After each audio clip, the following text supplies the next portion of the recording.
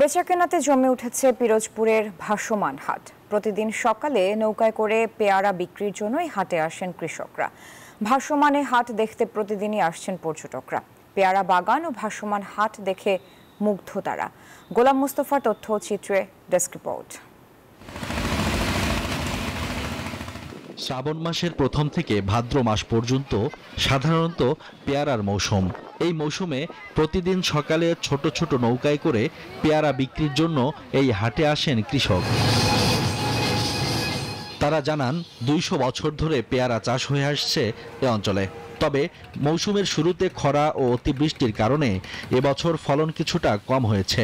তবে বাজারে পেয়ারার দাম অন্যান্য বছরের চেয়ে বেশি হওয়ায় খুশি কৃষক।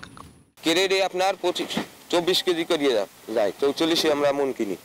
তারপর এটা বিভিন্ন জেলায় চলে যায়। ফলে একটা ভালো, তাই এবার যে বাজারে গড়িয়ার যা দাম গেছে 800, 900, 1000 এরকম এই গড়িয়ার বয়সে এরকম দাম যায় না। বিদেশি জাতের পেয়ারা চাষে কৃষকদের উদ্বুদ্ধ করছে কৃষি বিভাগ। মূলত আমাদের কৃষি বিভাগ যেহেতু সম্প্রসারণ কাজে নিয়োজিত, আমাদের এই স্বরূপকাঠির যে পেয়ারা, এই পেয়ারা ছাড়াও আমাদের বিভিন্ন ধরনের যে জাতের পেয়ারা, বাড়ি পেয়ারা সহ থাই পেয়ারা, এগুলো আমরা সম্প্রসারণ করছি এবং কৃষক পর্যায়ে পেয়ারা দিন দিন জনপ্রিয়তা পাচ্ছে, যার কারণে যেহেতু দামটা তারা ভালো পাচ্ছে। পিরোজপুরে এবছর প্রায় 716 হেক্টর জমিতে পেয়ারার আবাদ হয়েছে, যা থেকে উৎপাদন হবে প্রায় 750 মেট্রিক টন পেয়ারা। Desk report, news 24। বান্ডেল থাকলে প্রতি সেনমানিতে টাকা বাঁচবে।